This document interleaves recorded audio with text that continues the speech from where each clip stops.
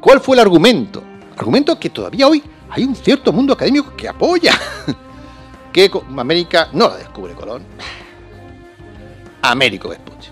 Pero es que el país con menor autoestima de Europa es España. Menor que Estonia. Sin embargo, España dio todo por la Iglesia. La Iglesia existe gracias a la expansión que permitió España, si no sería una iglesia regional. Hasta el punto que no existe estadounidense en inglés. O sea, los ciudadanos de Estados Unidos son Americans. Y el resto son o canadienses o hispanos. Sobre todo, gracias a Patricia, porque esto no se hubiera podido hacer sin su esfuerzo y me consta que no ha sido nada fácil organizar que estemos hoy aquí. Un día además complicado por muchas cosas, con programaciones alternativas y demás. Pero muchas gracias por tu esfuerzo, Patricia, porque no nos conocíamos de nada y realmente más que ser miembro del foro de profesores. Gracias al RAS, pues me llegaron Sergio y David, y gracias a mi querido amigo Ramón, que me acoge y que, como he dicho, pues tuvimos un trayecto muy interesante juntos, que fue ese libro del que habló Patricia y algún otro más. Una época interesante para España, que bueno, las cosas no siempre salen como uno quiere, pero que ahí queda la huella. Bueno, yo espero que se diviertan hoy, que piensen, que reflexionen, que les provoque mi charla, porque esa es mi intención. Yo no he escrito un libro para perder el tiempo. Es un libro que me ha llevado 2 años, no es una improvisación. Hay más de 230 referencias bibliográficas, 200 artículos citados en notas a pie de página y 113 momentos de reflexión. Porque, bueno, yo aporto datos y también hago, claro, interpretaciones. Es un libro de historia, pero no solo de historia. Es de historia en contexto.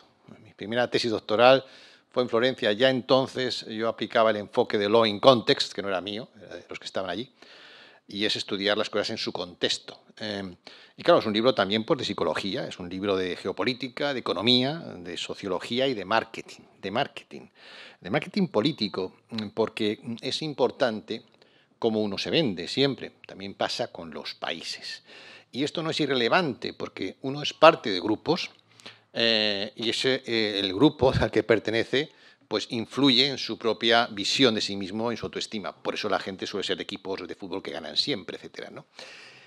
Bueno, cuando estás en un país y tu país se meten con él, pues a ti eso te afecta, aunque no te sientas español. Es un tema que también trato de lo que es la psicología, que llamo yo historioterapia. De todo esto hablaremos un poquito. El poder de las marcas en la historia. Se me ha criticado ya por algunos historiadores este término que estoy utilizando para denominar, ¿qué? Los 300 años de la América virreinal. ¿Por qué? Porque considero que es una de las cimas de la civilización occidental que ha sido injustamente ocultada. Y las marcas son muy importantes. Si yo les pregunto, piensen en una marca de ordenadores, seguramente la mayor parte pensaría en la misma marca, que no es la más barata, incluso tiene su leyenda negra, ocultada, porque hace cosas en países pues, que no defienden los derechos de los trabajadores, incluso con niños.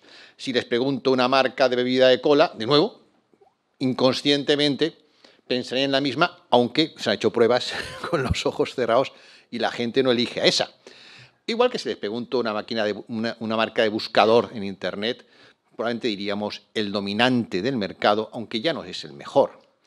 En los mercados pasa esto, uno domina con su marca y se apodera del mercado. En el mercado de las ideas políticas, en el mercado de la geopolítica internacional pasa un poco lo mismo. Entonces, claro, si yo pregunto a ustedes cuál es el imperio, la organización política que sucede al Imperio Romano, pues nadie diría que es la América virreinal. Todo el mundo seguramente diría que es el Sacro Imperio Romano Germánico. Alguno incluso diría que, pues, no sé, los fundadores norteamericanos. Bueno, todo esto es importante. Todo esto es importante, como digo, afecta a nuestro propio autoconcepto como individuos y como comunidad. Cambia la historia y cambiará tu vida. Eso es parte del lema de este libro. No es un libro escrito desde España en plan prepotente para recuperar una historia gloriosa de nuestro pasado. No, es un intento de poner en valor lo que hicimos juntos los hispanos de ambos hemisferios, con todas sus variaciones. Y aquí tengo dos citas de dos autores hispanoamericanos. Uno, Octavio Paz, creo que no es dudoso. Nuestra historia es un texto lleno de pasajes escritos con tinta negra y otros escritos con tinta invisible. Uno de los periodos que han sido tachados, borroneados y enmendados con más furia ha sido el Nueva España. ¿Por qué? ¿Por qué? ¿Por qué si cuando llega Humboldt dice que era, bueno, el no va más, México, en cómo se vivía, las industrias que había, cómo vivía la gente? ¿Por qué? Si era el polo comercial del mundo. ¿Por qué? Otro autor, historiador argentino, contemporáneo, Julio González, dice: la historia, además de ser saber de lo acontecido, es prognosis, es el conocimiento anticipado del futuro y su falsificación, por lo tanto, el camino que conduce al fracaso y destrucción de las naciones. Dime dónde vienes y te diré quién eres. Si no sabes dónde vienes, difícilmente vas a saber dónde vas, ¿no? Bueno, también se me ha dicho que ya había nombres para designar a todo esto: la monarquía hispánica, la monarquía católica. De todo esto hablo en el libro para decir, bueno, son nombres que están bien, pero que no definen exactamente el significado político e histórico de lo que pasó allí. Pero voy a empezar con una frase bíblica, hablando de monarquía católica, porque yo creo que los hispanos no hemos leído bien la Biblia en general, ¿no? San Mateo 16 dice lo siguiente: he aquí que os envío como ovejas en medio de lobos. Esto está definiendo la geopolítica internacional, aunque algunos crean que podemos ser mansos y ganar las batallas. Se puede ser manso, se puede ser simpático, es una de las características nuestras, ¿no? Sobre todo cuando van los soldados nuestros, pues tiene esa fama, ¿no? De cómo somos tan simpáticos. Bueno, lo hemos mamado en casa. Está bien, pero dice otra cosa. Puede ser mansos, pero no seáis ingenuos, ¿no? Ser astutos como serpientes, porque si no te van a ganar la batalla. Es cuando estás en una mesa de póker y no sabes quién es el tonto de la partida, el tonto eres tú. Si hay unos que están haciendo trampas y tú no te levantas de la mesa, pues o haz trampas o rompe la baraja. La segunda frase es una frase ya mía, que es un poco parareligiosa. A mí me interesa la cultura desde hace mucho tiempo. Llevo en esto, como decía Patricia, prácticamente 15 años estudiándole la relación entre historia, cultura y liderazgo. Bueno, mi conclusión es que la cultura es el software de los pueblos. Nosotros creemos ser autónomos, pero estamos como si fueran los frutos de un árbol. Estamos conectados a una cultura. En esa cultura vivimos, nos movemos y existimos. Por eso es tan importante ver cómo se fabrica esa cultura y cómo cambian las culturas y por qué. En el caso del mundo hispano, esto tiene su importancia, como digo, porque esto afecta, de nuevo, a la autoestima. Este mapa seguramente lo conozcan algunos, es un mapa del Pew Research Center, es un estudio que se hace cada cierto tiempo sobre muchas cosas. En este caso, un estudio en 34 países europeos, 2015 a 2017, la pregunta era: nuestra gente no es perfecta, pero nuestra cultura es superior al resto. Ante esta pregunta, el 89% de los griegos respondió que sí. Claro, esto es exagerado, es que es el narcisismo. De hecho, por ahí también van algunos movimientos nacionalistas, y eso es negativo. También los rusos. Lo normal es en torno al 50%. Una autoestima sana. Podría tener países como Suiza, como Alemania, a pesar del nazismo, como Reino Unido, incluso nuestro vecino Portugal, que no sufrió la leyenda negra, no por ser mejor que nosotros, sino porque era aliado de los ingleses. Bien, esto tiene, como digo, su peso en todo, pero es que el país con menor autoestima de Europa es España. Menor que Estonia, sin ninguna ofensa a los estonios, pero claramente, hombre, como luego veremos, España no es un país cualquiera. Entonces, esto es una cosa que llama la atención. Es uno de esos momentos de reflexión que yo provoco en mi libro, ¿no? ¿Cómo es posible que esto sea así? Alguno tenemos que preguntar por qué, ¿no?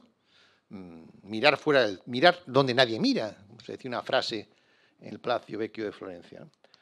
Bueno, necesitamos hacer historioterapia. A esto dedico también 2 capítulos. ¿Qué es esto de historioterapia? Bueno, pues se acuerdan ustedes de un libro no hace muchos años que sacó un tal Lumarinov, Más Platón y menos Prozac. Su tesis era que que para combatir, o para prevenir las enfermedades mentales, era mejor leer filosofía que atiborrarse de fármacos, que era ya cuando ya estabas mal y solo podías... Bueno, la historia es algo parecido, porque si uno va al psicólogo, lo primero que te cuentan es te dicen, bueno, ¿qué relato te estás contando a ti mismo? Si uno se levanta por las mañanas y dice que es tonto, feo o que su padre era genocida, difícilmente va a triunfar en la vida, ¿no? El relato que te cuentas a nivel individual es muy importante, también el que nos contamos a nivel colectivo. Es decir, esto está relacionado, como es arriba es abajo, principio hermético, no voy a entrar, está en mi libro explicado. Y entonces entramos en lo que es la guerra cultural.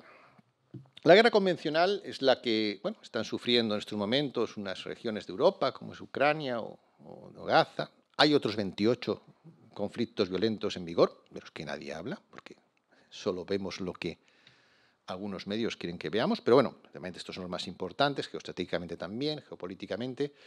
Pero eso no ocurre siempre. Afortunadamente, no siempre los misiles vuelan nuestras cabezas. Pero hay dos guerras que sí son permanentes. Una, sin duda, que es la guerra cultural. Todos los países compiten en prestigio y marca personal y tratan de vender su modelo cultural y criticar al otro, como cualquier marca hace en el mercado habitual. Cualquier marca de automóviles dice que es mejor que la del otro y si puede dice que el otro lo hace mal. Y cualquier marca de lo que sea. Se compite en este tipo de cosas. Esa es permanente. Y luego la guerra económico-comercial, que es también muy permanente. Bueno, yo en mi libro lo que trato más es la guerra cultural. Y la guerra cultural, que es lo que marca la construcción cognitiva, muy importante, se desarrolla en tres escenarios. La guerra convencional es en tierra, aire, armada, ¿no? Y ahora también espacio. Y aquí es el relato, el lenguaje y los nombres. Este es un tema que yo creo que es una aportación del libro que demuestro por qué tienen importancia los nombres. Es impresionante. Veremos algunos ejemplos, ¿no? Yo les pongo un ejemplo personal. Yo cuando tenía 18 años, en aquella época, pues, bueno, vamos así, y dije, bueno, ¿qué puedo hacer para ser culto? Entonces, hice una lista de 150 libros que me tenía que leer para ser culto, ¿no? Bueno, luego repasé esos libros años después y me di cuenta que en la parte de literatura sí había libros españoles, pero en la parte de filosofía, psicología, política, no había solo que Unamuno y Ortega. Me llamó la atención, cuando mi conversión, mi caída del caballo, fue encontrar dos libros. Uno, que yo creo que debía ser lectura obligada en la escuela. El otro día preguntaba en una reunión de funcionarios, grupo A1 en España, ¿cuántos de esa mesa? Éramos como 20. Hoy, conocían a Julián Juderías y nadie le conocía. Nadie le conocía. Para mí fue realmente un shock encontrarme el libro La leyenda negra de Julián Juderías, reeditado por la Real Academia de Historia, si no, probablemente no lo hubiera encontrado. Es curioso, ¿no? Porque uno entra a una librería que está, no todo el saber, pero tú seleccionas siempre qué libros te llevas. No puedes leerlo todo, ¿verdad? Otro libro que también me hizo ver cómo funciona un poco este mundo es el libro de Antonio Regalado sobre Calderón, El nacimiento de la modernidad. Es un libro que no ha sido reeditado, ¿no? Pero Antonio Regalado entonces fue catedrático en Nueva York de literatura española, no es cualquiera. Su libro es fundamental para entender el nacimiento de la modernidad. Es un libro no ha sido reeditado y no se encuentra. Bueno, esto y un tercer movimiento, ya esto fue la Trinidad, Santa Trinidad, es releerme, porque fíjense ustedes, cuando leí la primera vez no me di cuenta, fíjense cómo era yo, mi vasallaje cognitivo, que hago yo. Cuando leí el libro de Bertrand Russell sobre el pensamiento occidental, historia del pensamiento occidental. Creo que muchos lo conocerán, es un bestseller, es muy conocido. Yo me gustaba Bertrand Russell, leía a Bertrand Russell. Bueno, pero volví a leerme buscando justamente qué filósofos españoles, hispanos citaba. Cuando lo leí la primera vez, ni siquiera había caído en la cuenta de que no cita ninguno. Desde presocráticos, siglo XX. Ninguno. Cita solo dos españoles, Ignacio Loyola, Domingo de Guzmán, porque sí, asume que estos crearon órdenes religiosas que sí luego acogieron a importantes intelectuales, a condición de no ser españoles, claro. Porque de estos dos habla que sean pues, un poco brutos, un poco cerrados de razón. Bertrand Russell, héroe. Para los ingleses va bien, pero para los españoles, bueno, así estamos. Ese es el estado en el que estamos. Voy a poner algunos ejemplos de cómo funciona esto, evidentemente, para más, pues, compren el libro, ¿no? La batalla del relato es el paradigma que nos lastra y puede ser tal que nos lleve al harakiri histórico-cultural, a destrozarnos, a autodestruirnos como sociedad. Se dicen cosas de nosotros, que hemos sido genocidas, que somos el país del mal gobierno. Hombre, igual hoy tienen razón, pero no lo éramos en el siglo XVI. En el siglo XVI éramos el país del buen gobierno.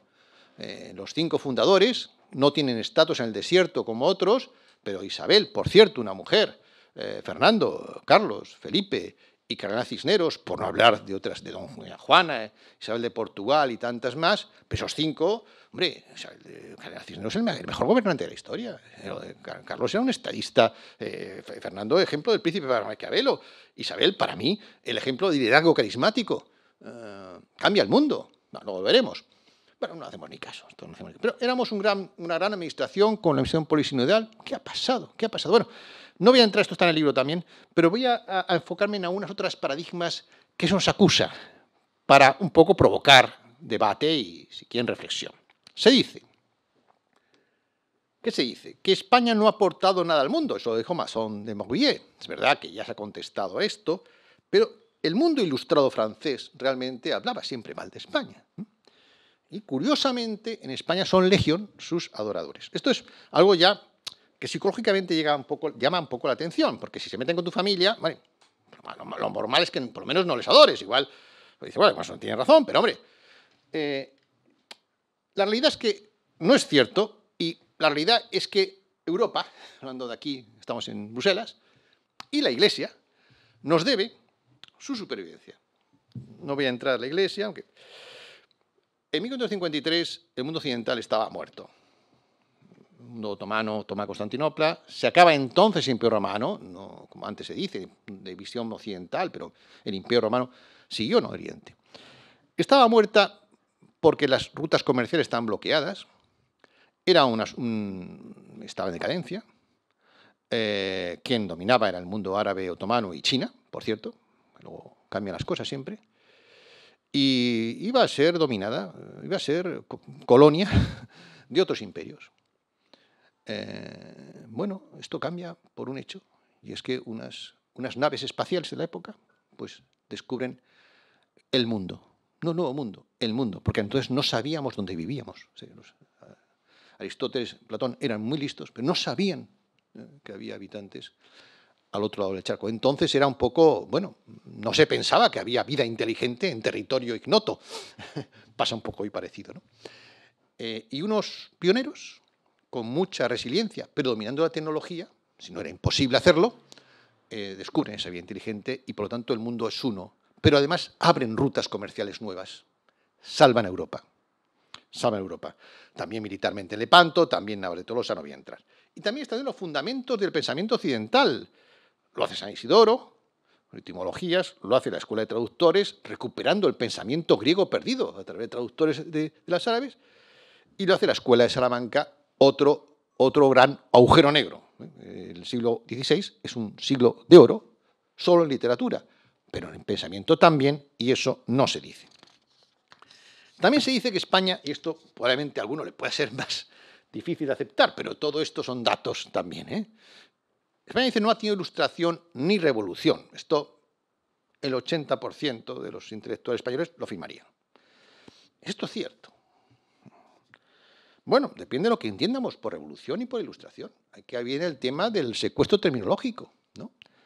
Pero yo puedo decir, creo que sin equivocarme, que la primera gran revolución global se tuvo lugar entre el final del siglo XV y XVI, y que en el siglo XVI fue el siglo de las luces hispanas, que han sido cancelados, como ya pasada en el Imperio Romano, cuando había esa damnatio memoriae, que a muchos emperadores se borraba su historia. Esto del movimiento woke tiene antecesores mucho más previos, ¿no?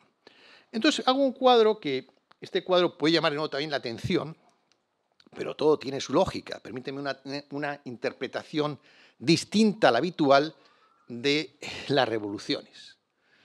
Para mí la gran revolución cognitiva, geopolítica, tecnológica, cuidado, esto es tecnológica, porque entonces el dominio de la Armada es lo que marcaba la tecnología, también comercial, también cultural, también social, las leyes de Burgos, leyes de Indias, el mestizaje, por primera vez se legitima el mestizaje, tiene lugar gracias a la conexión de los dos continentes hecha por ibéricos, fundamentalmente por hispanos.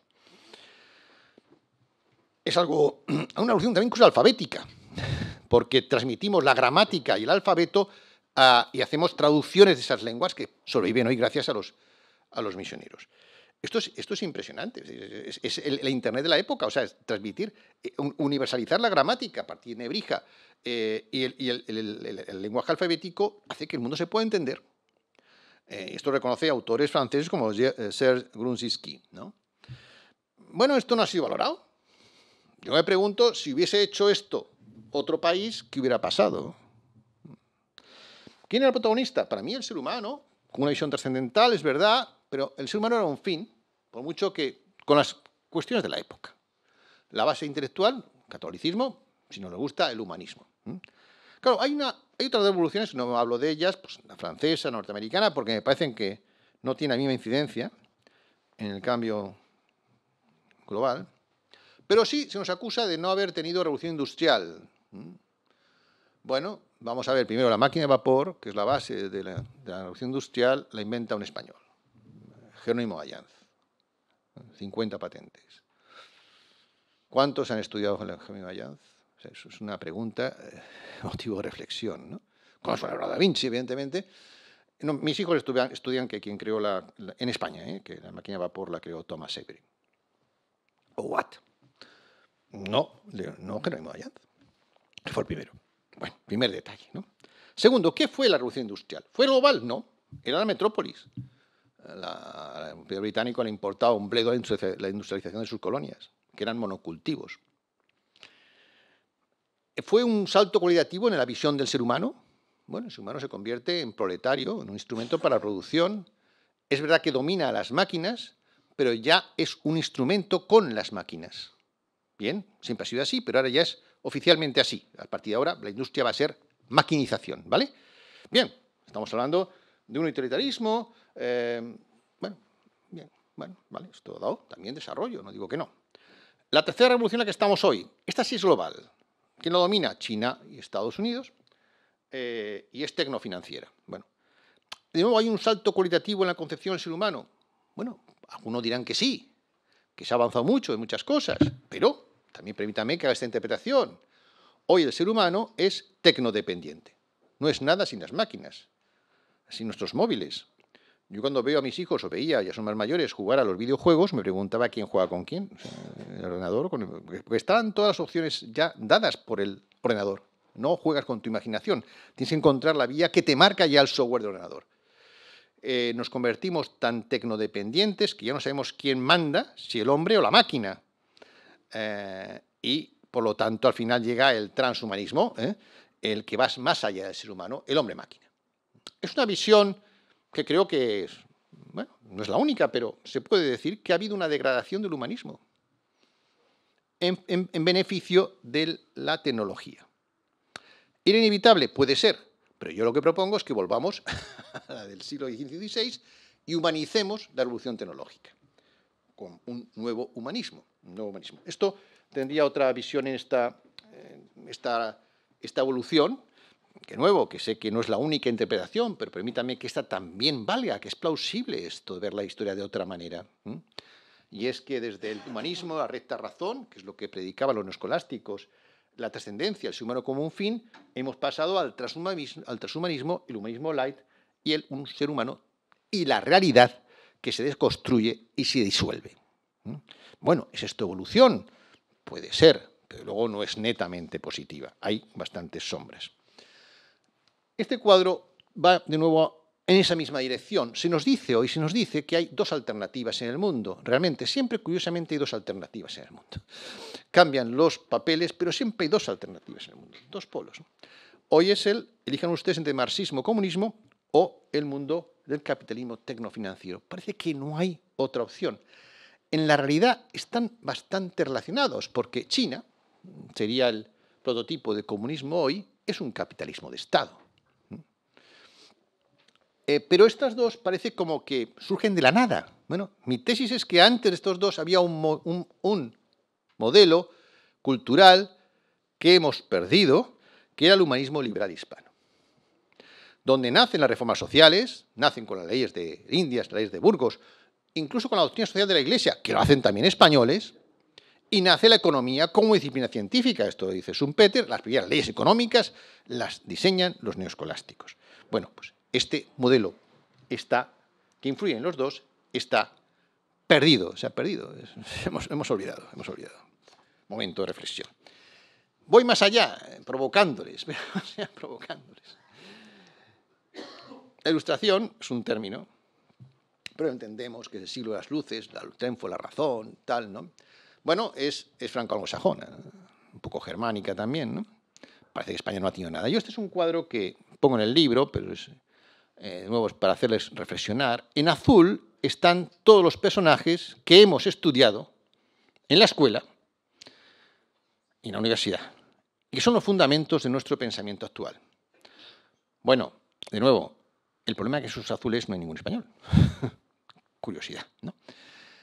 Que lo estudien los ingleses, los franceses, me parece legítimo, pero que nosotros, el mundo hispano, los 500 millones, estudiemos estos personajes como fundamentos de nuestro pensamiento, es algo curioso, porque si los estudiamos con detalle, que es lo que he hecho yo, todos estos tienen un predecesor que les ha influido hispano. Borrado, cancelado. No por ser machista, no por ser racista, por ser hispano. Descartes, el cogito ergo sum, no es suyo, es de Gómez Pereira. ¿Cuánta gente conoce a Gómez Pereira? Y era discípulo, él reconoce la influencia de Francisco Suárez. El libro de Disputaciones Metafísicas de Francisco Suárez fue el libro de filosofía más influyente del siglo XVI, completamente borrado. Hay un estudio de una profesora alemana que estudia, Nicole Hausenthal, uno la conoce, que estudia cómo en Alemania hay una recepción del pensamiento español y cómo a partir de un cierto momento se empieza a borrar. La batalla de la imagen. Bueno, este es otro tema que yo trato en mi libro y que cada vez me doy cuenta de la importancia que tiene la imagen. Les doy un dato o un motivo de reflexión. La publicidad. La publicidad mueve millones, ¿no?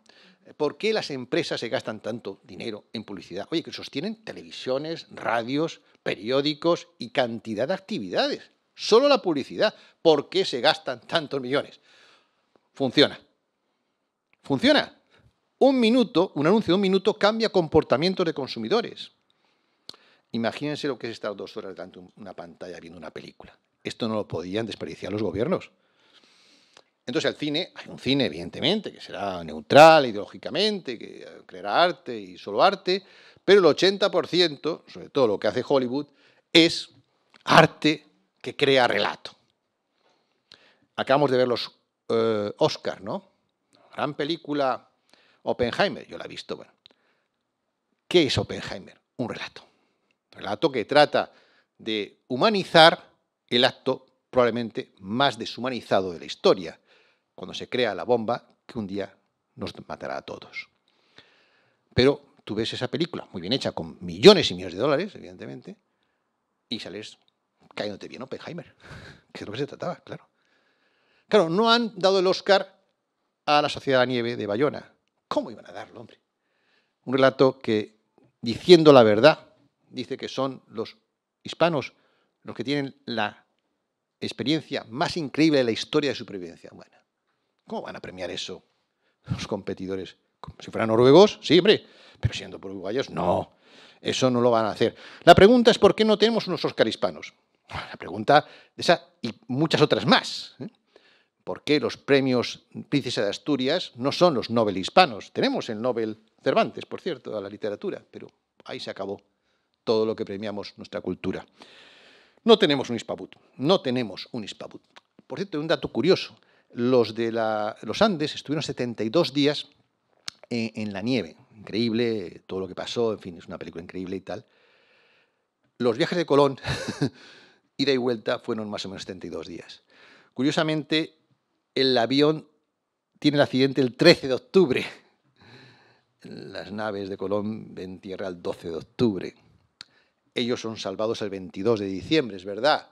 La vuelta de Colón es el 4 de enero, pero el 24 de diciembre tiene lugar la Santa María. Hay una serie de cosas interesantes, porque también el viaje de Colón, ida y vuelta, es una de las acciones de supervivencia humana más increíbles de la historia, junto con la vuelta al mundo del Cano. Pero no se estudia en la Escuela de Negocios, no por ser machistas, no por ser racistas, por ser hispanos.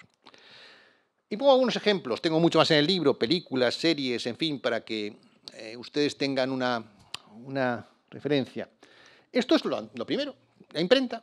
La imprenta permite esto, imagen en los libros.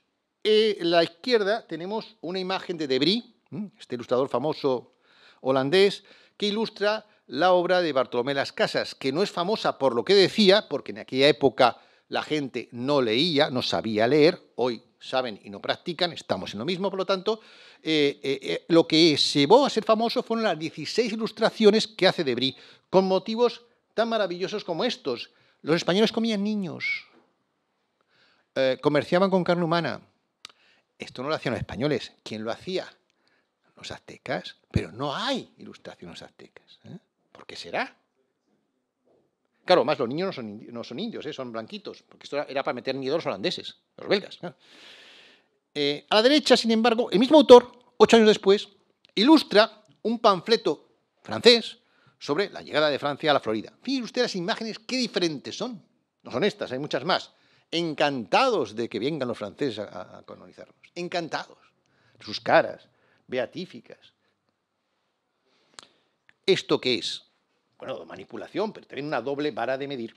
Una doble vara de medir que siguen. Son muchos ejemplos. Os voy a poner 2 cuadros para que ustedes, en fin, no, provocando. A ver, Hollywood, claro, todos vemos a Hollywood. Oye, no premian a ninguna película española, pero estamos hasta las 5 de la mañana viendo a Hollywood. Bueno, vale, son 130 millones de dólares lo que ha costado la ceremonia, lógico. ¿Qué hace el mundo anglosajón? Bueno, como no tiene héroes de carne y hueso, provoco, pero es que es así, y los que tiene son piratas, pues crea héroes de ficción. Son magníficos. Aparte de estos, tenemos a todos los héroes de Marvel, con los que se crían nuestros hijos. Yo le pregunto, voy a colegios, doy clases de ese tipo, digo, oye, referentes, ¿qué referentes tenéis? Bueno, de luego en el deporte sí, todavía queda alguno español, pero fuera de eso, ni un español. Pobre Capitán Trueno. Bueno, estos son personajes que representan virtudes excelsas. El rey Arturo, caballero por excelencia. Merlín, el sabio por excelencia. Sherlock Holmes, el hombre más inteligente del mundo, pero en inglés de pie a cabeza. O James Bond, con legión de fans en España. Claro, el espía más eficaz del mundo. ¿Qué tienen en común estos 4 personajes que no existieron? Pero crean marca. Claro, un inglés llega a la Gran Vía, ve cómo debe reírse un poco de nosotros, digo yo. Pero bueno, sin embargo, España tiene héroes de carne y hueso a cientos. Yo en mi primer libro identifico 500 héroes y heroínas. No hacemos películas sobre ellos. No hay grandes producciones de Gran Capitán. Hay del Capitán América, que por cierto se apropia de un continente con un escudo, en fin, que no existió. Pero el Gran Capitán que sí existió, no hay Gran Capitán Europa, este podría ser Capitán Europa. No hay. Algo de Bazán, invito, no hay. Blas de Lezo, fíjense, estamos cambiando la Constitución para dignificar a los discapacitados. Hombre, el superhéroe discapacitado, tuerto, manco y cojo, y no le hacemos ni caso. No sería un éxito, pues poca cosa, ¿verdad? Poca cosa. Pero ¿por qué pasa estas cosas? Y llegamos, bueno, doy más ejemplos en el libro, no voy a aburrirles, al tema para mí esencial, porque es un tema, esto quizás se les podía haber ocurrido. Uno, pues, hay un relato, tal. Vale, se está manipulando, bien. Pero yo me doy cuenta oyendo, bueno, da igual, a profesores anglosajones cuando venían a Florencia, que es crea términos y échate a dormir. La guerra de los nombres. La guerra de los nombres es fundamental y no somos conscientes. Mi frase es: quien denomina, domina. Es un trabajo de dioses. ¿Qué hizo Dios? Crear el mundo y poner nombre a las cosas. En el principio era el verbo, es decir, el principio eran los nombres, la palabra. Yo, como el Señor de los Anillos, y han sido un nombre para dominarnos a todos, ¿no? Porque es muy... Fíjense, voy a poner un ejemplo, doy más en el libro. Uno es el nombre de un continente, América. ¿Quién puso ese nombre? No lo pusieron los españoles. Bueno, eran los imperialistas y tal. No lo pusieron los indígenas, que no se han quejado, nunca. ¿Quién puso ese nombre? Unos oscuros geógrafos de Centro Europa. Pero tiene ese poder de nombrar las cosas, unos oscuros geógrafos de Centro Europa. Hombre, no. Instrumentos de otros poderes. ¿Cuál fue el argumento? Argumento que todavía hoy hay un cierto mundo académico que apoya. Que América no la descubre Colón. Américo Vespuccio. ¿Quién era Américo Vespuccio? Todavía no se sabe muy bien. De luego, sus libros, todos falsificados. Y se decía, hay un detalle muy interesante, por eso tiene... ¿Por qué? Que Américo Vespuccio trabajaba para el rey portugués. Eso era un poco para el cachondeo, ¿no? O sea, vamos a nombrar con el nombre de alguien que no es español, ¿no? Tampoco Colón lo era. Luego, realmente, Américo Vespuccio trabajó para el rey español, pero la tesis era que trabajó para el rey portugués. Hay investigaciones, se han investigado el archivo de la corona portuguesa, no aparece Américo Vespuccio por ningún lado.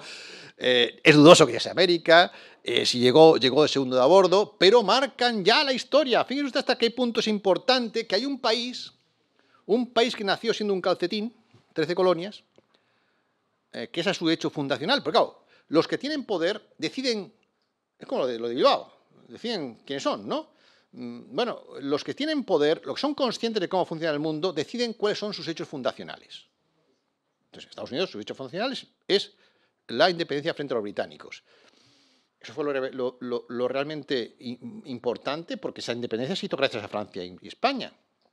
Hombre, cuando Estados Unidos que conocemos hoy, o sea, el gigante que conocemos hoy, se forma, es en 1848 con el Tratado de Guadalupe Hidalgo. ¿Pero por qué no se dice esto? Porque el Tratado de Guadalupe Hidalgo es la constatación de un expolio. Y eso no mola. No mola decir esto a la escuela. Pero fíjese usted lo gran que fue aquella revolución contra los británicos, que a los 2 días estaban otro día comiendo juntos. Lo relevante fue el robo de la mano armada a un país ya independiente, como era México, de su territorio y del oro y el petróleo que luego favorece su desarrollo. Pero eso no es lo importante. Lo importante es que este país se apropia del continente, diciendo América para los americanos. Hasta el punto que no existe estadounidense en inglés. O sea, los ciudadanos de Estados Unidos son Americans y el resto son o canadienses o hispanos. Bueno, imagínense usted que ese continente se llamó las Indias, que era el nombre que daban la corona española, las Indias. Las Indias para los indios, no mola, para un WASP. Además, socarraron a todos. No hubiera funcionado. Un nombre cambia la geopolítica. Fíjense ustedes qué importante es, como la gripe española, que no era española, era también de Estados Unidos. No hay COVID chino, porque China sabe a qué se juega el mundo. Hay gripe española, que incluso en el telediario se sigue diciendo gripe española, telediario español, porque no sabemos cómo se juega el mundo. Bien, hay otros nombres, no voy a entrar. Pero por eso el tema de darle un nombre de prestigio a lo que hicimos. Para poder hablar de algo con orgullo, tiene que tener un nombre que resuene.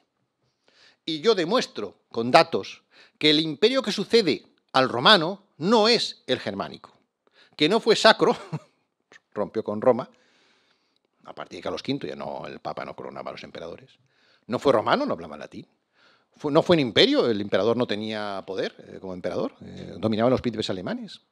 Y escasamente germánico. Germánico es un nombre que se da a finales del siglo XV, cuando no existía la nación germánica. No existía. Dicen que no existía España tampoco en el siglo XVI, pero bueno, que no existía Alemania en el siglo XVI. No existía. Sin embargo, España dio todo por la Iglesia. La Iglesia existe gracias a la expansión que permitió España, si no sería una iglesia regional. Era romano, porque lleva el latín, que es como se evangelizaba con el latín de la Biblia, y luego el latín moderno, español, que es el latín más extendido, era un imperio, tenía el poder de los imperios romanos, y era hispano, porque esa era la cultura y la lengua que unificaba a todo, aunque no lo hablaran la mayoría. Este es el escudo de Carlos V, un escudo que demuestra un poco lo que digo. Carlos V, un escudo de una águila bicéfala, porque era el rey de 2 mundos, así se define él cuando firma el acta de constitución de la primera universidad de América, la de San Marcos de Lima, rey de 2 mundos, en el escudo están todos sus territorios, también los hispanos, y las columnas de plus ultra no son germánicas, son hispanas. ¿Qué era Carlos V, el emperador, el Sacro Imperio Romano Germánico-Hispánico? ¿Qué pasa cuando muere? Que lo que más quiere se lo deja a quien más quiere. Y a su hermano le deja el avispero. En lo que se había convertido el Sacro Imperio Romano Germánico, un avispero de una lucha de la religión constantemente que decretó nuestra bancarrota permanente, entre otras cosas. Pero tampoco podía ser Imperio Romano, el sucesor del Imperio Romano, el germánico, el carolingio, cuando no recuperó la provincia más romanizada del imperio, que era Hispania. De nuevo, ¿somos hispanobobos o qué? Es un término que también... que estamos diciendo cosas que nos perjudican todo el día. La provincia más romanizada era Hispania. Si Carlos Romano no vino aquí a recuperarnos, yo no reconquisté el Imperio Romano, no me cuentes cosas. Además, los bárbaros, en el norte, no pueden ser herederos del romano. Los que eran más romanizados eran los visigodos. Hay muchas razones. Otra es que considero que la obra civilizatoria romana se extiende geográficamente del Mediterráneo a los grandes lagos, Atlántico y Pacífico. ¿Quién lo hace? El Imperio Hispánico, geográficamente. Pero cualitativamente, todo lo que hizo Roma, en el derecho, en la filosofía y en las infraestructuras, los mayores acueductos del mundo estaban en América. Obras hidráulicas, puertos, calzadas que atravesaban los Andes. Todo lo que hicieron los romanos lo llamamos plus ultra al continente americano y también, en fin, no voy a entrar, pero en el fondo todo esto se reconoce, ¿por qué no?, un Sacro Imperio Romano Hispánico. Y bien, esto es un poco al final la estructura del libro. El Sacro Imperio Romano Hispánico fue un caso de éxito compartido que hemos olvidado o que nos han hecho olvidar. Y se compone de 2 partes. Una parte es lo que nos unió y ha separado del hombre, que es la parte de lo romano hispánico. ¿Qué hablo aquí? Pues del buen gobierno, que demuestro que existía en el siglo XVI y XVII, las leyes ejemplares. Pongo un ejemplo. Las leyes de Burgos y de Indias prohibían el trabajo de menores de 14 años, establecían derecho a vacaciones, derecho a la mujer embarazada a partir del 4º mes de baja. Había también limitación horaria de la jornada, 4 horas por la mañana y 4 por la tarde, huyendo de mayor calor. ¿Saben ustedes cuándo en Europa, no en sus colonias, en Europa, se establecen normas para prohibir el trabajo de menores? En el siglo XIX. En el siglo XIX. Alemania, Inglaterra. Menores de 12 y 9 años. Y no todo el año. Y no todo el año. Ese fue la gran... O sea, ¿qué pasó en el siglo XVI que no valoramos? Otro ejemplo. Nuestro concepto es... Los ingleses conquistan Australia en el siglo XVIII. Pasado tiempo desde América. ¿Qué consideran Australia? Terra nullis, tierra vacía. ¿Por qué? Los aborígenes no eran humanos. Ese es el salto cualitativo que ellos representaban frente a lo que fue el siglo XVI, completamente revolucionario. También la ilustración, las infraestructuras, la ciencia, la tecnología de entonces, que sí que dominábamos. La NASA estaba en Sevilla, la casa en contratación era la NASA. Y la economía que funcionaba, hablando de Unión Europea, era la primera Unión Económica Monetaria regional, con el Real de A8 como moneda única, antecedente del euro, y con fondos de cohesión, que eran los fondos situados de los virreinatos más ricos, pagaban solidariamente a los más pobres. Todo esto pasó en los 3 siglos que nos han hecho olvidar. Hay otra parte que es lo que nos sigue uniendo, aunque han intentado por todos los medios que no siga siendo así. Y de hecho sigue intentándolo. ¿Qué nos sigue uniendo a pesar de los esfuerzos? Bueno, la lengua, fíjate los esfuerzos que hay para acabar con el español ahora. La cultura, el arte, bailamos la misma música, el mestizaje y la religión. Nos sigue uniendo lo que yo llamo el humanismo hispano.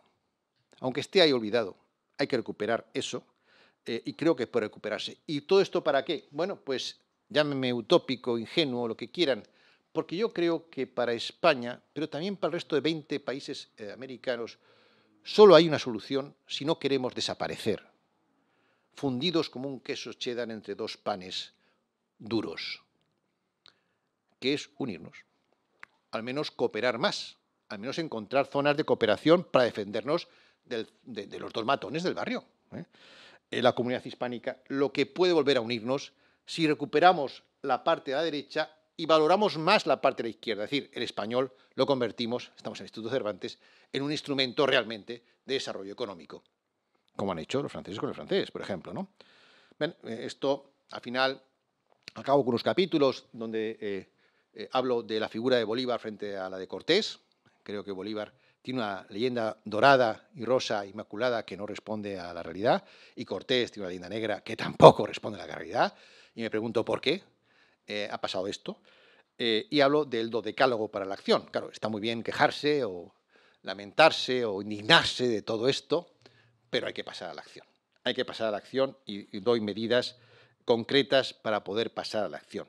En realidad, bueno, se trata de hacer historioterapia para sanar y hacer algo incluso como creo que estamos entre amigos, yo me atrevo a escribir un himno de la hispanidad. Es un himno que trata de ser empoderante, como se dice hoy en día, y que no es un himno polifónico, es un himno para cantar en las tabernas, en los campos de fútbol, que es donde realmente se crea cultura. Y bueno, no me voy a atrever a cantarlo hoy, pero ya lo tengo compuesto, y en fin, algún día espero que lo cantemos todos. Y acabo. Empecé con una frase bíblica y acabo con una frase bíblica. Cuando Jesús encuentra a su amigo Lázaro, estaba muerto. Las hermanas dicen, por favor, maestro, resucítalo. Le dice una famosa frase, ¿no? Yo creo que el mundo hispano está más muerto que Lázaro y tiene que resucitar. Así que lo que hay que decir es que hispano, levántate y actúa. Y siempre nos tira el lema empoderante por excelencia, que es siempre plus ultra. Pues muchas gracias y si tienen más preguntas, quedo...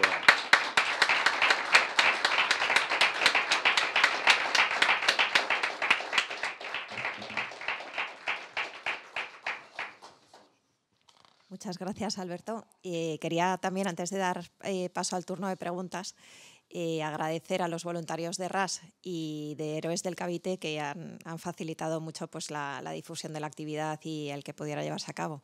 Así que nada, simplemente este reconocimiento público. Y la primera pregunta, allá al fondo. Sí, no sé si...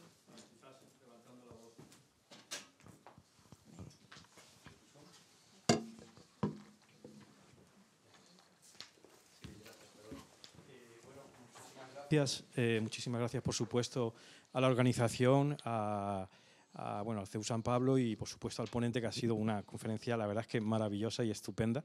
Muchísimas gracias. Yo tengo dos preguntas, voy a ir directo al grano, no me quiero enrollar.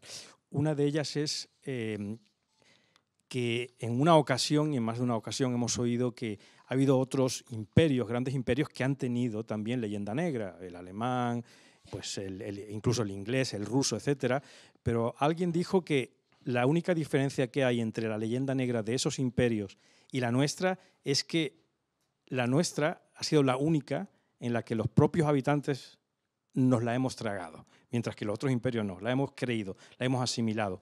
Querría una valoración por su parte. Y la segunda pregunta es, ese proceso de borrado que ha mencionado usted antes, sobre los logros de la corona española en I+D, en ciencia, etcétera, ese proceso de borrado es difícil de entender aquí por qué ocurrió y quería ver su valoración. O sea, ¿qué pasó? Es que con el poder que tenía España en esa época, que era mucho mayor que el de ahora, eso se dejó, no se dio la batalla, se miró para otro lado, o es que quizás la razón de ese borrado fue que nos habíamos creído, mi pregunta primera, quiere decir, habíamos asimilado la leyenda negra. Gracias. Pues nada, gracias por las preguntas. Bueno, es un tema delicado el primero, porque yo tengo mi posición. A ver, todos han tenido leyenda negra los imperios, evidentemente. Basta que triunfes en la vida, prueba a hacerlo. Mañana te van a criticar tus compañeros. Alguien te va a criticar. Cuanto más éxito te tienes, te van a criticar. Es una ley casi universal. Pero también todos los de imperios tienen su leyenda dorada. Para empezar, el romano. Yo también analizo la leyenda negra del romano. Es que nos ha llegado aquí, claro. Pues Maribert, justamente la autora del famoso libro del Imperio Romano, dice, es que el Imperio Romano todavía hoy es la base legitimadora de cualquier actividad en Occidente. pero es una base legisladora que para lo cual hemos tenido que borrar por común acuerdo, porque a todos convenía, porque todos apelaban al Imperio Romano, su parte oscura. Eran esclavistas, papel de la mujer cero, a los niños expósitos. Es decir, si el padre no los aceptaba, morían. Y tantas crueldades, y de hecho la mayor parte del tiempo fue república muy poco tiempo. Había dictadores, violaciones masivas, todo eso ha borrado. ¿Por qué? Porque ofrece una base legitimadora a los Estados Unidos, nacen en Olimpia, la apoteosis de Washington, el Capitolio, hasta Hitler. El Tercer Reich era el sucesor del Imperio Romano Germánico, con la vía de Guillermo. Luego, la primera diferencia es que todo el mundo tiene derecho a su leyenda dorada, salvo uno. Intenta hacer tu leyenda dorada hablando de España. No, es un facha. Los demás tienen su leyenda negra, pero pueden hablar bien de sí mismos, otros no. Siempre verás a cualquier incluso hispanista diciendo, bueno, esto no es leyenda dorada, ¿eh? Cuidado, cuidado, no, estoy diciendo, no, éramos muy malos, ¿eh? Lo que pasa es que, bueno, hicimos alguna cosa bien. Pero yo creo que toda gran empresa de las que hay por ahí, tiene un debe y un haber. Es completamente absurdo pensar o buscar una empresa que además duró 300 años que no tenga un debe. Es que somos seres humanos. Pero lo que hay que ver es el saldo neto. Y para mí, el imperio hispánico de los 300 años, que cuidado, no fue solo de España, éramos muy pocos. Hay datos de la inmigración española, digamos, hace 500.000, es decir, fundamentalmente eran mestizos, indígenas y demás. Bueno, coño, es el mejor saldo neto de la historia. Es lo que yo defiendo. Pero no podemos decirlo. Incluso hay hispanistas, colegas míos, que no se atreven a decir esto de leyenda dorada, como si fuera un pecado. Pero si todo el mundo la tiene. Napoleón, ¿qué tiene Napoleón? Una leyenda dorada. Se ha ocultado pero ocultó que los franceses. Pues, Chateaubriand decía lo que era un dictador y un loco. Se borró. Stendhal a hablar bien del hombre porque era un pilar, porque elige sus momentos fundadores y sus personajes. Los grandes países eligen sus momentos fundadores, lo redecoran a su gusto, y sus personajes fundadores y redecoran su vida a su gusto. Todos menos el único que realmente, creo yo, por eso tiene méritos para sacar pecho de lo que fueron sus fundadores y lo que fueron sus momentos fundadores, que fue el Testamento de Isabel la Católica, donde se acaba ideológicamente con la esclavitud, contrariando a Aristóteles. Pero claro, como era una mujer, pues no. Bueno, la mujer no, porque era española, no porque era la mujer. Si hubiera sido la otra Isabel, sí sería importante. Pero es que siempre es así, esto es así. Entonces, bueno, te digo que eso es lo que pasa. Luego están los hispanobobos. Bueno, esto efectivamente es un hecho diferencial. Un hecho diferencial español no es que seamos más diversos que el resto. Ya decía varios autores, el país más diverso, depende si es positivo, pues Francia, puede ser el país más diverso del mundo, ¿no? ¿O qué tiene que ver un napolitano con un turinés? No somos más diversos que el mundo, somos más imbéciles que el resto, eso sí, pero porque no hemos creído la historia. Eso es verdad. Las razones de esto es difícil de decir y no tengo tiempo, aunque le he dado una pensada de por qué ha ocurrido este hecho de la indefensión aprendida. Está muy de moda esto de Martin Seligman, la indefensión aprendida, de cómo queremos ser vasallos, alma de vasallos, ideológicamente.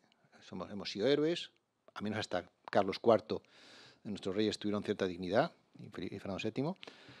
Éramos héroes, tenemos héroes, pero ideológicamente hemos sido comprados, Una parte, no todos, pero una parte. Yo creo que el vicio de los hispanos no es la envidia, como se dice, sino la bobería, la ingenuidad. Somos muy ingenuos, pero tremendamente. No sabemos de qué va el mundo, no lo sabemos. Porque queremos ser buenos y tal, en fin, esa visión idílica que tenemos un poco, que no sabemos de qué va la historia. Hemos hecho, por eso, grandes sacrificios, no voy a entrar, incluso cómo España ha sacrificado sus intereses nacionales a servicio de Roma, también. O sea, no hemos sido como los franceses, que hemos inventado el gallicanismo, incluso en eso hemos sido vasallos. Más allá de lo religioso, con todo mi respeto, digo políticamente hablando. Nunca hemos tenido claros cuáles eran nuestros intereses, y creo que eso es negativo. Bueno, es un elemento, efectivamente. De hecho, decía Bartini, el mayor enemigo en español es otro español.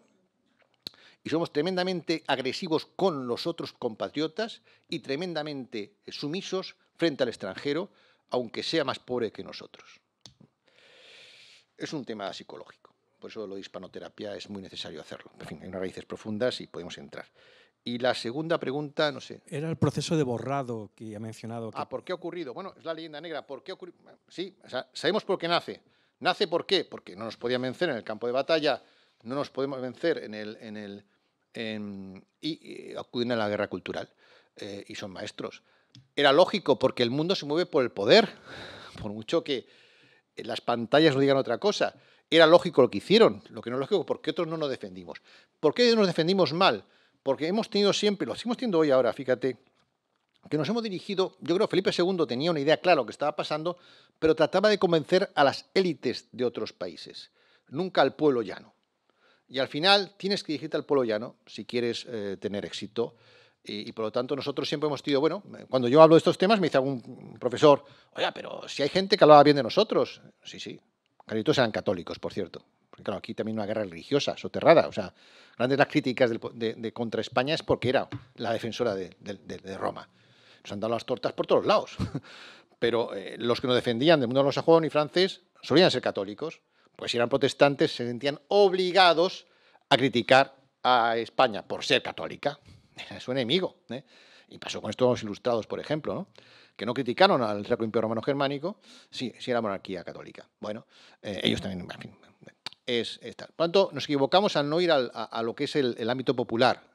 Nos convencemos, incluso cuando se ha luchado contra el separatismo, esto alguno de vosotros sabéis más que nosotros, cuando el separatismo hizo esta especie de avalancha de propaganda al exterior, la reacción que tuvimos de nuevo era ir, bueno, si convencemos a los ministros y a los gobiernos y tal, no va a pasar nada. Pero no íbamos a la lucha diaria, a la que es la imagen, pues eso, de películas, de libros, de panfletos, de series, donde están todos los periódicos, universidades, colegios. Hemos abandonado la guerra cultural en los colegios. Ellos no.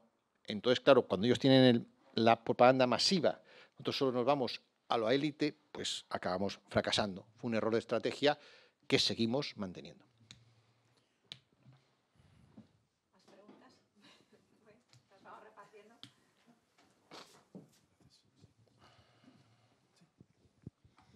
Bueno, lo primero de todo, muchísimas gracias, Alberto, por esta interesante conferencia. Creo que ahora todos tenemos más autoestima.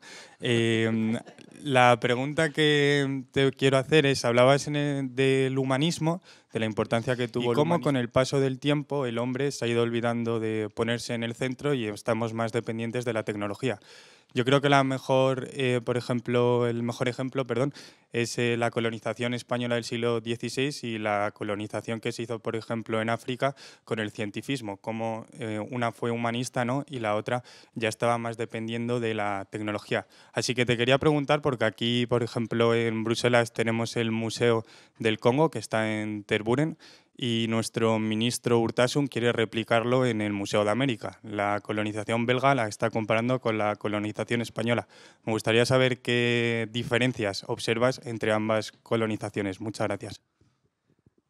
Gracias, Javier. Bueno, justamente la del Congo fue una obra mercantil de dominio y casi privada, ¿no?, del rey, que tiene, creo, todavía una estatua por aquí, ¿no? Pero bueno, no he ido todavía al museo, quiero ver lo que han hecho. De todas maneras, aquello fue una explotación. ¿Tú te acuerdas la célebre diferencia que hace Gustavo Bueno, que nos puede gustar más o menos, pero para mí es un gran filósofo, también ignorado por ser hispano? Si hubiera sido alemán, todos lo estudiaríamos, que entre imperios depredadores e imperios generadores, ¿no? Y él mismo hablaba, ¿no?, de por qué el imperio británico fue depredador, como el imperio belga, y por qué el hispano no. No, porque desde el principio, mira, hay un hecho muy sintomático que espero que es una imagen que lo van a entender, ¿eh? Cortés, siglo XVI, sin ninguna tradición de que eso estaba bien o mal.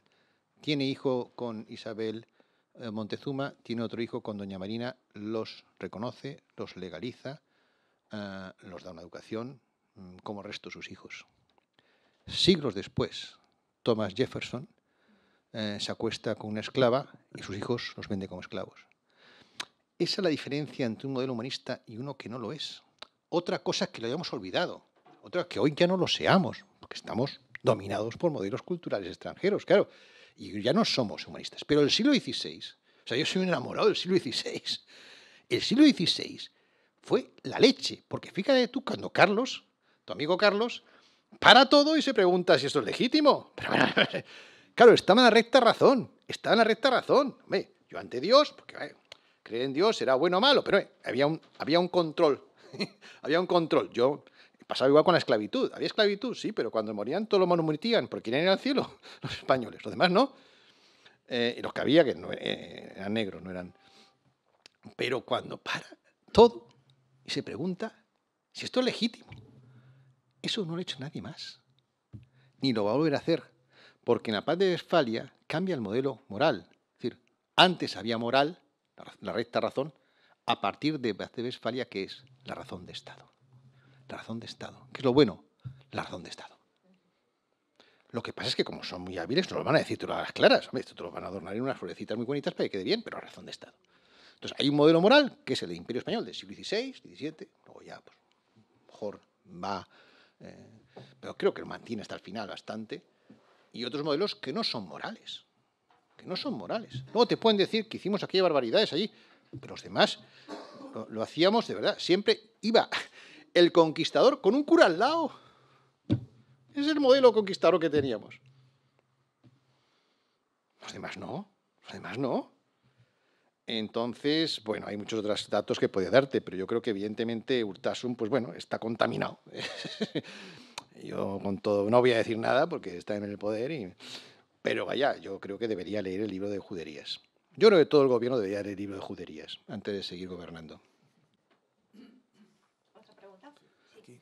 Muchas gracias por la presentación. Lo primero es agradecerte la labor que estás haciendo de difusión y divulgación. Es fundamental que llegues a muchísima gente a través de libros, vídeos, conferencias, etc. Entonces siga así porque necesitamos más gente como tú.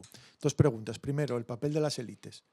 ¿Tú crees que han tenido un papel fundamental el uso del poder por las clases dirigentes en España en los últimos 200 años para llegar a la situación en la que estamos? Un poco, bueno, en general, tanto en España como en Hispanoamérica. Y después la segunda pregunta, también relacionado con la respuesta que diste ahora, es el rol del Dios católico en la constitución del imperio y de nuestra historia en los últimos, desde el descubrimiento de América. El hecho de que desde los últimos 200 años hemos intentado poner el Dios católico de lado y hacernos protestantes o hacernos ilustrados franceses, ¿nos podría explicar esa situación de que no sabemos lo que somos y que aspiramos a ser eso, la famosa frase de Gabilondo, o nos equivocamos de Dios o llegamos tarde a la Revolución Francesa? Esas son las dos preguntas. Sí, bueno, muchas gracias. O Pérez Reverte, ¿no? Que Dios que nos dejó conquistar por Napoleón, que acaba con la Revolución Francesa. Bueno, a ver, las élites. Problema hablar de esto sin entrar en terrenos pantanosos. Dice David Bohm, que es un físico cuántico, que hay una realidad aparente y una realidad implicada.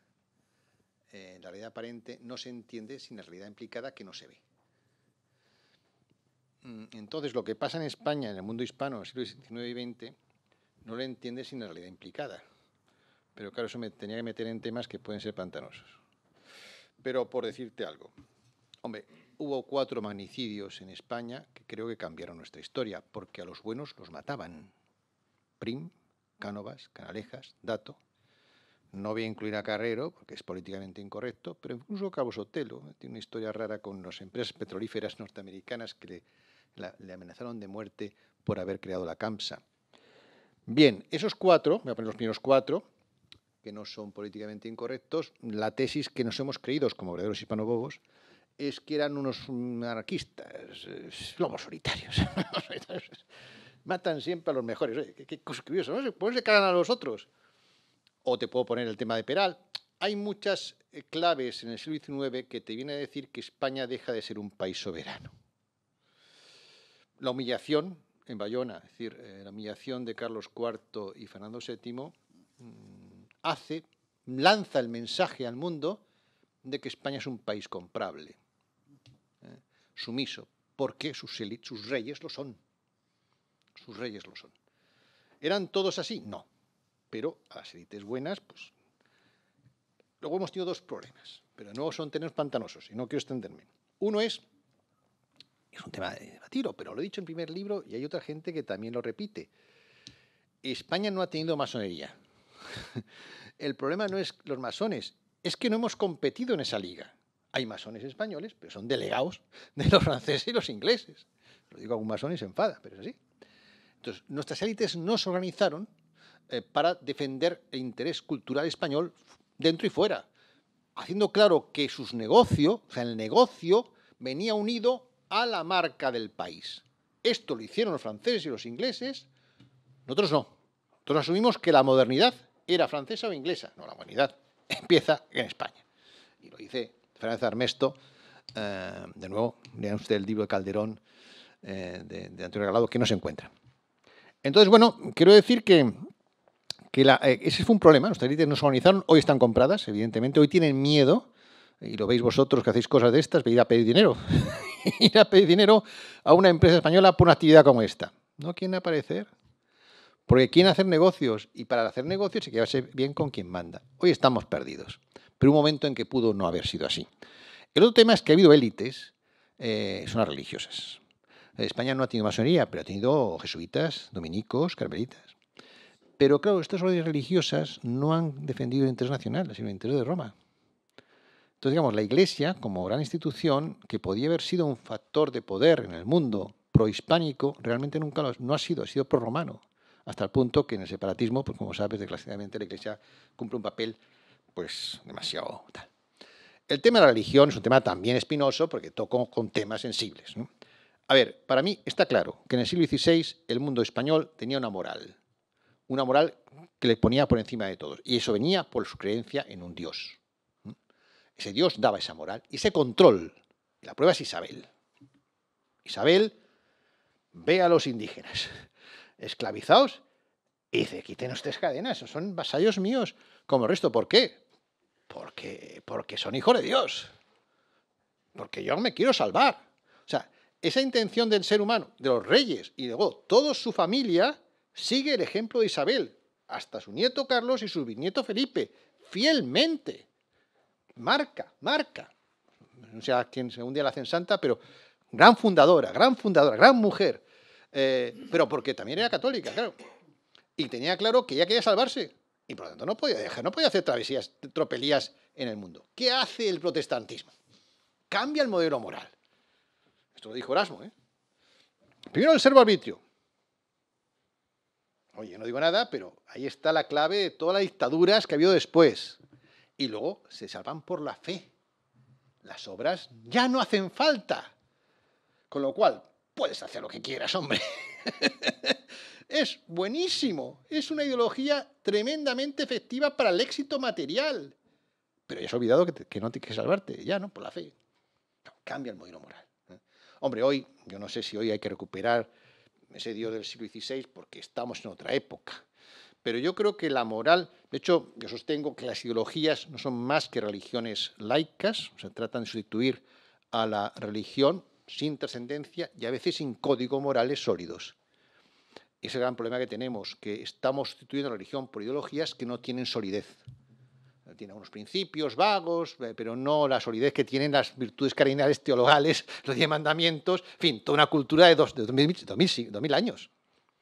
Entonces, bueno, tú puedes evidentemente ser ateo, como pasa con Gustavo Bueno, que son ateos, pero reconocen el valor de la tradición católica porque todavía no hemos superado como modelo moral de autocontrol.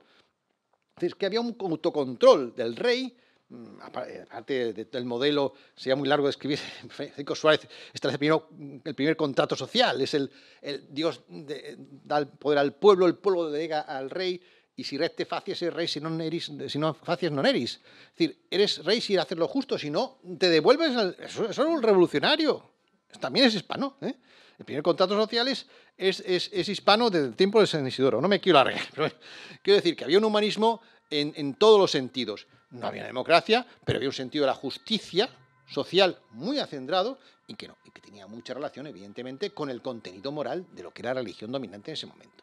Que al fin y al cabo, su jefe era un señor que había dado la vida por sus amigos, sus enemigos. Eso, chicos, eso tiene. Y el único pueblo que se creyó eso fue el mundo hispano. Claro, casi nos ha ido. Y cierro con eso. Cuando el conde duque de Olivares le escribe el memorial a Felipe IV y explica, majestad, hemos perdido la guerra contra un cardenal católico, Richelieu, pero que era el prototipo de la hipocresía que se aliaba con los protestantes y los turcos contra la otra potencia católica. Hemos perdido frente a los hombres, pero no frente a Dios. Porque hemos sido fieles. Yo no sé si Dios estaba muy contento de esa manera de actuar. Porque vuelvo a decir, San Mateo 16, mansos pero astutos como serpientes. Si no, te matan.